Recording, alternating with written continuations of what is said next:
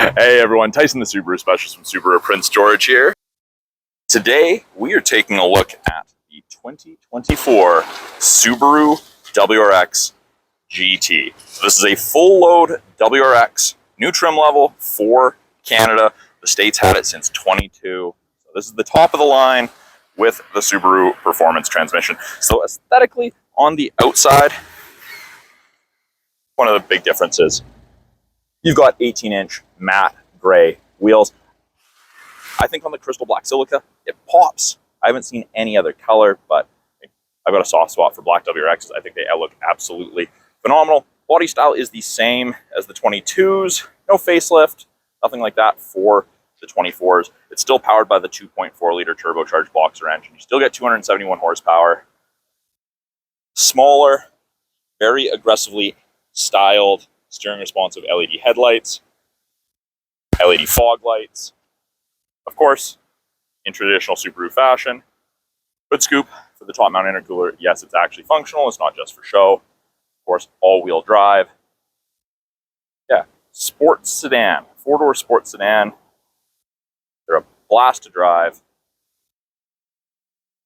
At the back here, integrated into the rear bumper, backup sensors. They will apply the brakes if it thinks you're going to hit something in reverse between speeds of 1 and 15 kilometers an hour. Absolutely terrifying when it stops you from hitting something, but it is really, really nice to have. You drive super cautiously for like the next 3 weeks if that happens. Quad tips off the exhaust. Keyless access to the trunk. Now, in comparison to the other Subarus where the little rubber switch would be between these two stars, it's to the left of the main star, and there's a little rubber switch. And I guess it would help if it wasn't actually running. 1 second here. I hadn't hit unlock on the door, so there we go.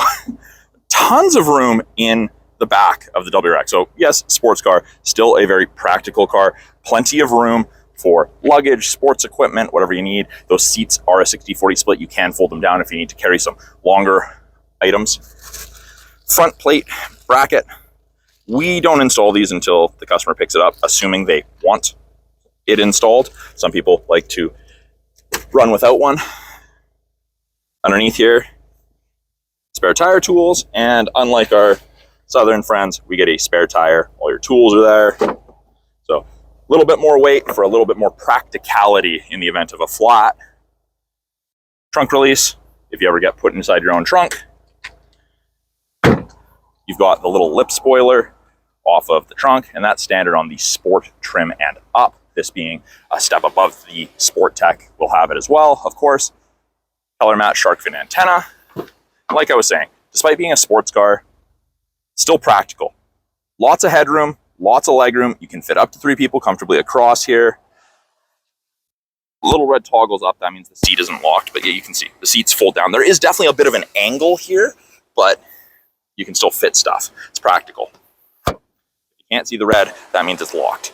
Now the seating material in the GT is the Ultra Suede with the leather bolstering, red contrast stitching. Very, very comfortable seats, even in the second row. We have a fold-down armrest with integrated cup holders if you need those. Out of the center console in the rear, outboard heated seats, high and low for both the rear outboard passenger's person in the middle, in addition to having to sit in the middle, doesn't get a heated seat. 2 USB ports, storage cubby. You've got map back pockets on the backs of both front seats. Got the latch system, easy access to those anchors. Car seats fit in here easily. Rear door card, soft touch materials. You got leather armrest, the red contrast stitching, auto rear window, which is nice. A little bit of storage with a bottle holder. We do have child locks if you need those. And I often get asked about this black piece of plastic. What is that? This little silver bar sticking out of the door is an extra side impact crash safety bar Subaru's installed in the car. Latches in there. It's designed to reduce the chance of intrusion into the passenger cabin in the event of a side collision. Little doors you can flip up. I like to use a flathead screwdriver. I just trimmed my nails, so I don't really have nails, but you flip those up and you actually screw crossbars into there. Got the corresponding marks on the other side. Way more secure than the old ones that used to just grip onto the C channel here. I've actually seen a couple of those rip off. It is a proximity key. Keys in my pocket. All I had to do to lock is touch those lines. It's running right now, so all it's going to do is beep at me. Don't know if the mic's going to pick that up.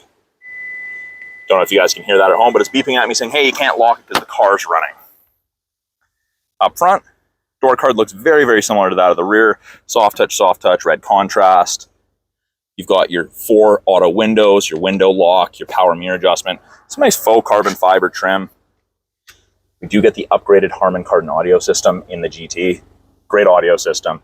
A little bit more storage along with the bottle holder. It does have a little pictogram, says don't put cups here. Yeah, probably not the best idea because the angle you have to put them in at. It is a power driver seat, including lumbar. And now these seats are bucket seats. The bolstering's aggressive. Got red WRX stitched on the headrest. But these seats, the bolsters in these, they're not as aggressive as the RS. Those are pretty aggressive. These are very comfortable. They hold you in. They're not going to hurt getting in and out of.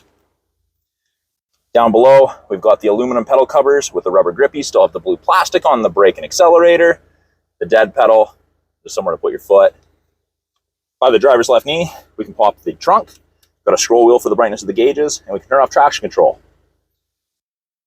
On the inside, D-shaped steering wheel, which is nice. Flat bottom, more faux carbon fiber, that red contrast stitching. Steering wheel's leather wrapped, feels good in the hands. Obviously, that's subjective. Comfort is subjective, but seems to be comfortable for the majority of people. On the left-hand side of the steering wheel, this is the, I don't want to call it the old style steering wheel, but it hasn't been updated like you see in the new Crosstrek or Outback Legacy Ascent. So left-hand side, volume still on the toggle up and down. Source switches from AM to FM to satellite to USB, etc. We can issue voice commands. We can accept phone calls. We can hang up or decline phone calls. We can switch between presets. Down here, these arrows will change our small little center display. So right now we've got our nav destination. We always have our digital speedometer there, but we can change the information that's above it, which most people have boost gauge. They like to look at that. These do run on about 12 PSI of boost, down from 18 on the previous gen, but you end up with 3 more horsepower. Steering wheel on the right-hand side, we have our adaptive cruise and our lane centering. Now, both of those use these 2 black boxes, those color stereo eyesight cameras, to look for road lines, cyclists, pedestrians, and other vehicles. These are also responsible for automatic emergency braking, which saves you 10% on your basic insurance here in BC. Now, one of the big difference that everyone's excited for are these 2 buttons in the GT. This was a pretty significant differentiating factor between the US GT and any top-end Subaru that we had, or WRX, I should say, that we had previously. So drive modes. Normally you'd have Sport, Intelligent, and Sport Sharp. This, it changes. We've got Sport Plus, we've got Individual, so we can customize it. We've got Comfort, we've got Normal, Sport. The star automatically takes it to the Individual, so depending how I like to have it set up. Now, I don't have any personal experience playing with these settings and seeing what difference they make.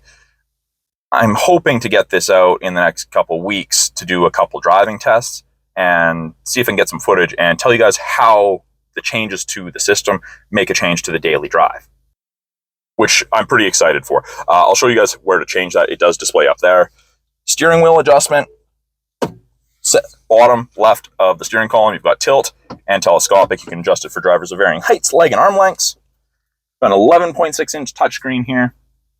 Top portion, we've got widgets, we've got weather, which is part of your satellite radio trial, we've got navigation destination. So if I set something in the map and then go to the radio screen, it'll tell me up here where to go. And then we've got what we're listening to. Of course, we always have our outside temperature, our clock. Main portion, navigation. It's powered by TomTom, no subscription for it. It's free for the life of the vehicle. You get 1 free update within the first 3 years. Radio, media, phone, fairly self-explanatory, really easy to hook up for Bluetooth. Not going to hook anything up right now, but pretty simple. Under apps, we have Apple CarPlay, Android Auto. We've got access to the My Subaru app after the vehicle's registered in your name. Settings, car info. You can set maintenance reminders. You've got driving statistics, the angle that you're sitting at, which way the wheels are turned, where power is being distributed. There's a second screen. You can turn off the display. You can turn on valet mode. You can turn on auto vehicle hold, which is a brake holder for construction drive through rush hour traffic. And then you can add additional shortcuts if you want. So if there's somewhere in the settings that you go often, you can add an extra tile.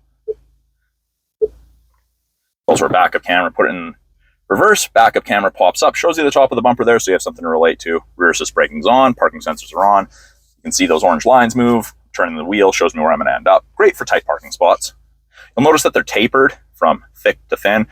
You're getting close in reverse and those lines aren't fitting between the two cars you're parking between. You're not going to fit when you're getting close. Obviously, if you're halfway across the parking lot, that's different.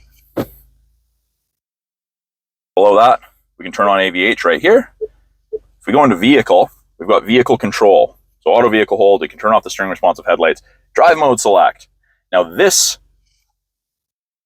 controls the adjustable suspension with the dampers. So under individual, you can see comfort, normal, sport, sport sharp, or plus, whatever you want to call it, an individual. So you can control how you want things, which is awesome.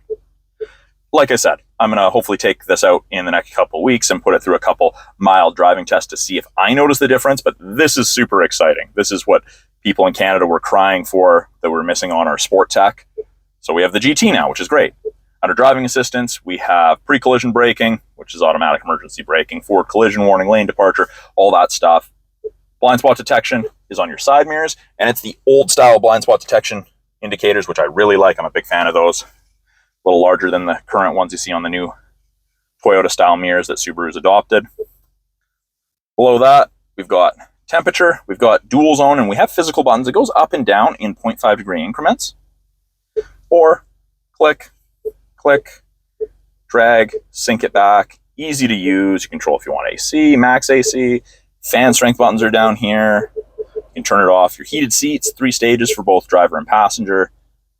Press and hold for a second, turns it right off. You don't have to go from high, medium, low, and then off. Below that, we've got 2 USBs, auxiliary, and a 12-volt outlet.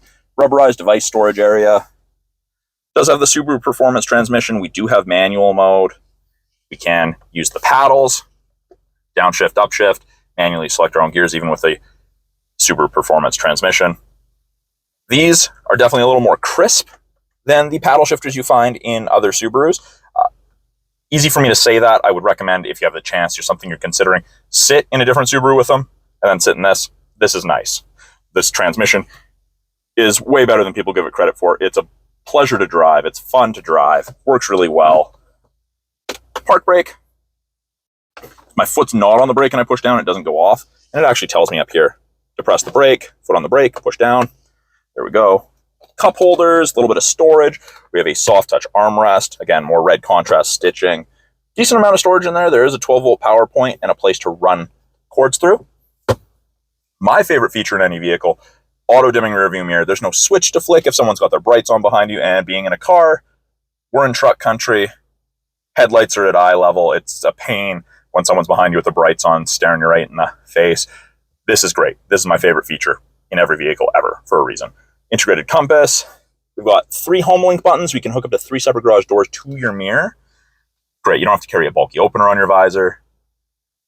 SOS and roadside, that's part of the 3-year trial to the My Subaru Connected services you get with most new Subarus. You'll get a green light when it's enabled on your car. Map lights. Sunroof is tilt and slide. It's just a regular size sunroof. Then on the visor, vanity mirror with light. And we can flip it to the side if the sun is directly at our left or right. We do also have 4 grab handles, which are nice, easy exit and entrance into the car. And actually doing that, like the visibility in this car, it's good. I mean, that's obviously subjective. Everyone's got different opinions as to what is good or not, what they're comfortable with. Let's take a look under the hood at this 2.4 liter. I know I mentioned it before, but 2.4 liter turbocharged boxer engine, 271 horsepower. Just like every other Subaru, face the Subaru, hand into the right of the logo, from facing down, right to left. And we have hood shocks, hood struts. I think it's the only Subaru left in our lineup that has that is the WRX. And there it is, with a top mount intercooler, traditional Subaru. And there's actually a decent amount of room to work in the engine bay if you need to do stuff. General maintenance items that the average consumer is going to touch are highlighted in yellow. So we've got our dipstick. Over here we've got our coolant reservoir. We've got the oil filler right next to the top mount oil filter, which is really nice. Washer fluid, easy access to the battery. It's not tucked away under some cover. And then we have our brake fluid. Now to close these, I just like to push down. So that's a quick look at the 2024 Subaru WRX GT with the Subaru Performance Transmission. I'm Tyson, the Subaru specialist from Subaru Prince George. If you guys are in British Columbia or near British Columbia looking for a Subaru, please reach out to me. I'd love to help you find your perfect car. If you guys have any questions about this car, any of the tech in it, or any of the vehicles on our lineup, put it in the comments below. I'm always looking to answer you guys' questions, make new content for you. Thanks for watching. We'll talk soon.